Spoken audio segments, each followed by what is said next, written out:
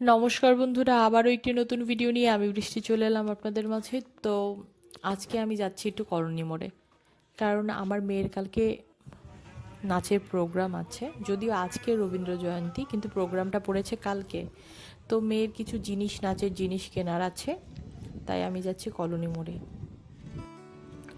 আমার যখন মন খারাপ থাকে না, এই রাস্তাটা ধরে হাঁটতে আমার এত ভালো লাগে। এত নিরিবিলি, এত সুন্দর পরিবেশ। এখানে দেখুন বয়স্ক মানুষরা বসে, গ্রামের মানুষরা যেমন খেলে এবং তাস খেলছে। যাই হোক, আমি কলোনি মোড়ের ভেতরে ঢুকে পড়লাম। তো মেয়ের মাথার জন্য, খোপার জন্য হচ্ছে ফুল লাগবে, লাল ফুল।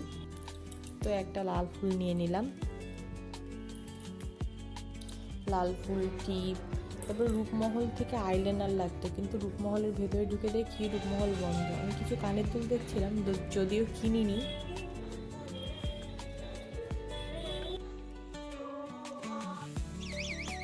তারপর মেয়ের জন্য একটু পাঁপড় আর ফুচকা নিয়ে গেলাম।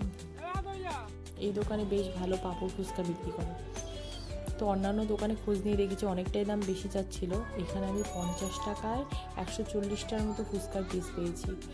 পাশে বজরংবলীর মন্দির, কিন্তু আমি পয়সা দিতে পারলাম না, কাছে যেতে পারলাম না, কারণ আমাদের ওষুধ চলছে। এখন আমি বাড়ি চলে যাচ্ছি। আমি কিছু খাইনি, কারণ আমি অসুস্থ। আমি কিছু খেলেই পেটে ব্যথা করবে, তাই আর খাইনি। এখানে শনি মন্দির, মানে আমাদের বাড়ির এই পার্টটাতে, কিন্তু পুজো তখনও শুরু হয়নি। মেয়ে আমার জন্য অধীর আগ্রহে ওয়েট করছিল কখন আমি আসবো। তো ওকে পাঁপড় আর ওটা দিয়ে একটা কেক কিনেছিলাম, ওর হাতে দিয়ে আমি আবার বেরোলাম। মেয়ের লেগিংসটা কিনিনি। এই যে এটা আমাদের কৃষ্ণ মন্দির, অনেক দিন আসা হয় না, সামনের সপ্তাহ থেকে আসবো। তো ওই পাশে সন্ধানী প্রোগ্রাম হচ্ছে। প্রোগ্রামটা আমার মেয়েরও করার কথা ছিল, কিন্তু মানে 10 তারিখে প্রোগ্রামটা করবে বলে 9 তারিখে আর প্রোগ্রামটা আমি করাইনি, কারণ পড়ারও তো চাপ আছে, সারাক্ষণ প্রোগ্রাম করে বেড়া লাগতে হবে না। আমি এসেছিলাম মেয়ের এক ফ্রেন্ডের বাড়িতে একটা লেগিংস নিতে।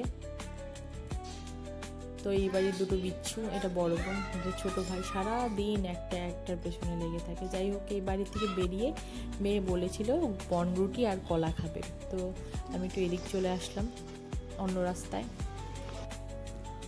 একটু নিয়ে এসছি।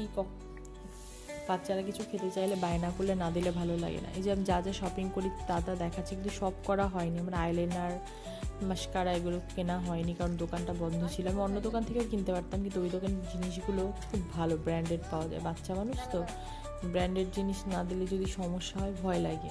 আর আমার মেয়ের এমনিতে অ্যালার্জেটিক প্রবলেম আছে, এটা খোপায় লাগাতে হবে। যাই হোক, আমি বললাম মা তুই খেয়ে পড়তে বসে যা। ওর ঠাম্মি গেল ওর দাদার বাড়িতে। তো আমি এদিকে রান্না বসলাম। আজকে রান্নায় ফাঁকি মারবো, কারণ কালকে রোববার। পেঁপে দিয়ে মটরের ডাল করব। আর মেয়ে তো পড়তে বসলে ম্যা ম্যা ম্যা ম্যা করতেই থাকে, মানে রান্না করে শান্তি নেই। মা একটু আসো, 2 মিনিট বাদে বাদে মা একটু আসো। ও আসবে না, কিন্তু আমার 14 বার করে ওর কাছে যেতে হবে, এই এক জ্বালা।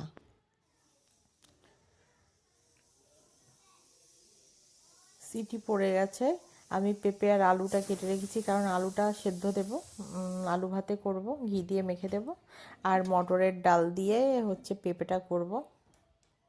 তা ডাল হয়ে গেছে, আমি হচ্ছে ডালটা সম্বার দিয়ে দেবো এখন। আর পাঁপড় এনেছি, অবশ্যই পাঁপড় করতে হবে। আমার বর আর মেয়ে হচ্ছে পাঁপড় খোর, ভীষণ পছন্দ করে পাঁপড়। আর এই পাঁপড়টা হলে তো কথাই নেই, আমি ওই লোকটার কাছ থেকেই নিই।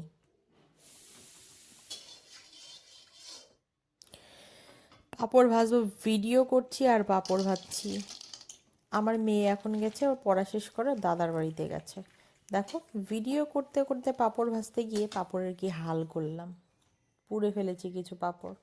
যাই হোক, বর চলে এসছে। এখন হচ্ছে আমি ভর্তা টর্তা করে ঘি দিয়ে ভর্তাটা মাখবো। ওদের খিদে পেয়ে গেছে। এই তো আর কদিন নিরামিষ হলেই, শুক্রবার থেকে আমিষ শুরু হবে।